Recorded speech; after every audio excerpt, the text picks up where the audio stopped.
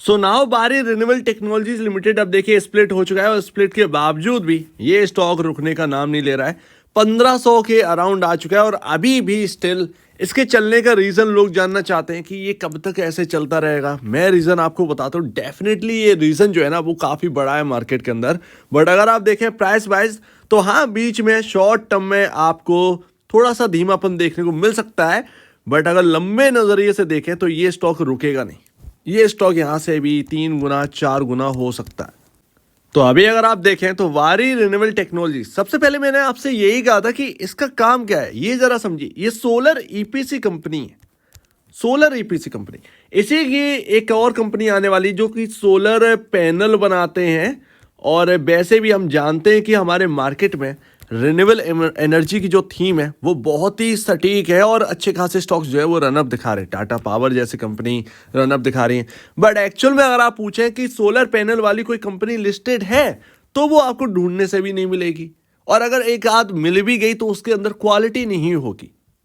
लेकिन यहीं पर आप देखिए कि जो रिन्यूएबल थीम है वो कह क्या रहा है। अगर वो आप समझ गए तो आप समझ जाएं कि आप जो खरीदे हैं वही चलने वाला है।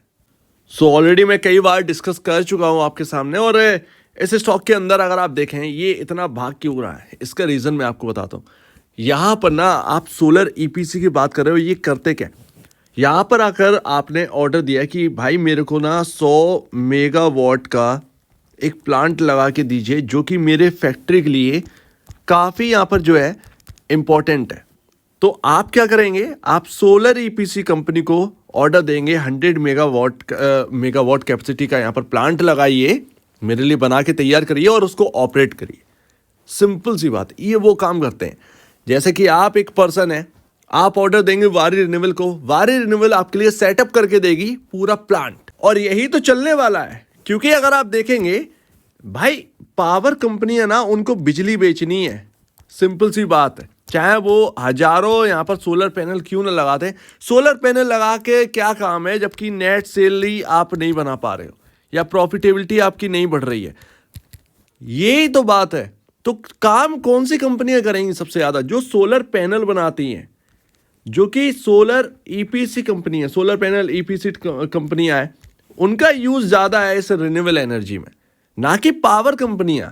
पावर कंपनियों को तो अपनी कैपेसिटी को बढ़ाना है सोलर से, लेकिन उनकी नेट सेल नेट प्रॉफिट तो वही इंपॉर्टेंट है ना। बट इन कंपनियों का डिफरेंट है, ये इनको सीधा सीधा बनाकर दे रही हैं, थमा रही हैं। तो इसीलिए सोलर ईपीसी कंपनियां और सोलर पैनल वाली कंपनियां मोस्ट इंपॉर्टेंट कंपनियां है, ना कि पावर कंपनियां। ये तो पावर बिजली बेच रही हैं, इनको बिजली बेचना ही होगा, उनकी नेट सेल और नेट प्रॉफिटेबिलिटी से हमारा लेना देना है यहाँ पर। इसीलिए ये कंपनी जो है ना वो आपको दौड़ रही है। और जैसे कि यहाँ पर जो है केपीआई एनर्जी है वो भी आपके सामने है।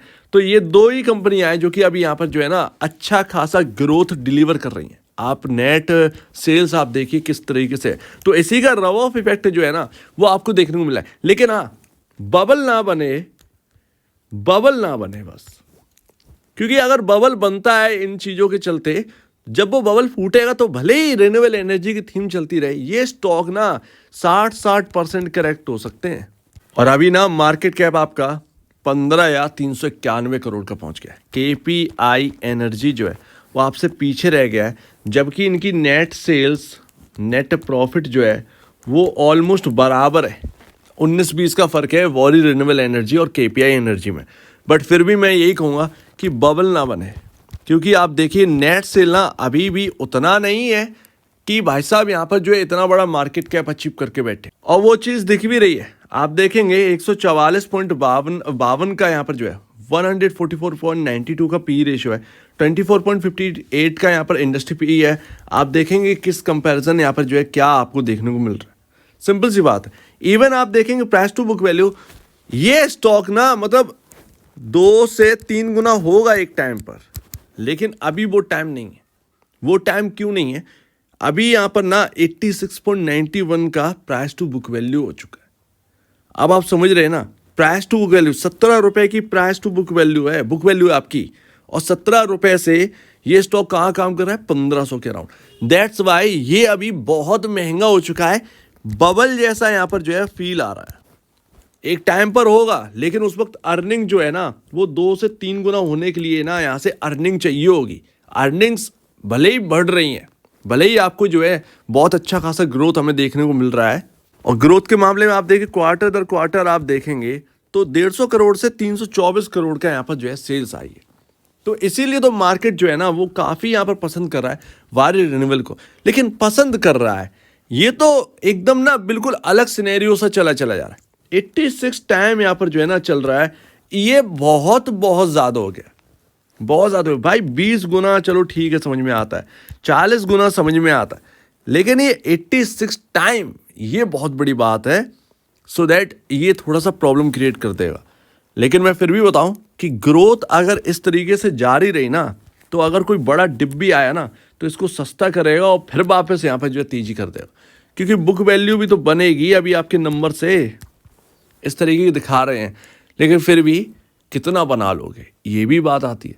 तो अभी ना थोड़ा सा बच बचा कर चलें, ज़्यादा बेहतर। 86 टाइम ये बहुत बड़ी बात हो गई है, कहीं और देख लीजिए ज़्यादा बेहतर है, बट 86 टाइम ये बहुत बड़ी बात है। कल और भी ज़्यादा हो जाएगी। अब आप सोचिए एक 5% का और सर्किल लग गया तो, लेकिन शायद अभी थोड़ा सा रुकने का नाम ना ले, क्योंकि अभी RSI जो है वो कल 15 मार्च यानी कि आपका फ्राइडे के दिन 66.76 था, मंडे के दिन आज के दिन 70 के अराउंड है। तो अभी भी जगह बनती है, अभी आप फुल्ली तरीके से ओवरबाउट नहीं हुए हो।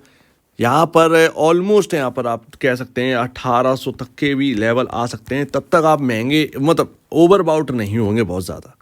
1800 की तरफ यहाँ पर जो है ओवरबाउट होना स्टार्ट हो जाएगा, ये आप बात समझो।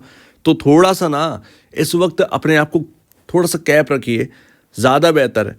चलेगा लंबे के लिए, बट उसके लिए अर्निंग्स नेट सेल इन नेट सेल से काम नहीं बनेगा। ये जो डबल होते हुए दिख रहे हैं मार्केट, इससे थोड़ा सा यहाँ पर जो है ज़्यादा इंटरेस्ट दिखा रहा है इसकी वजह से। लेकिन ये बड़ा नेट सेल और बड़ा प्रॉफिटेबिलिटी चाहिए, तब जाकर बुक वैल्यू बनेगी अच्छी। तो वो यहाँ पर ध्यान रखिएगा। तो मेरे हिसाब से जो होना था भाई हो चुका है। अब आप खरीद रहे हैं जब यहाँ पर ना बहुत ज़्यादा ओवरबाउट होने वाला है। अब ये स्टॉक थोड़ा सा बचिए। यहाँ पर लेवल है 1641, ये यहाँ पर ना काफ़ी इंपॉर्टेंट होगा। यहाँ पर अगर अटकता है तो ज़्यादा बेहतर है थोड़ा सा बुक कर लो। और मैं तो अभी भी कह रहा हूँ कि भाई जो कुछ भी हो, अगर आप एक बड़े प्रॉफिट में है ना, कुछ बुक कर लो, पूरा बुक मत करो, कुछ बुक करके रख लीजिए कि चाहे एक झटका क्यों ना आए, आपको कोई फ़र्क नहीं पड़ेगा। कुछ बुक करने पर आप जेब में कुछ रख लेंगे तो आपको बहुत ज़्यादा टेंशन नहीं होगी, चाहे फिर वो कितना भी यहाँ पर टूटे, आप तैयार रहेंगे हर चीज़ के लिए। तो वही मेरा कहना है। 1641 रुपये ये बहुत इंपॉर्टेंट लेवल होगा, इसको क्रॉस करना बहुत इंपॉर्टेंट है। ये आप टॉप कह सकते हैं अभी का, हाल फिलहाल का।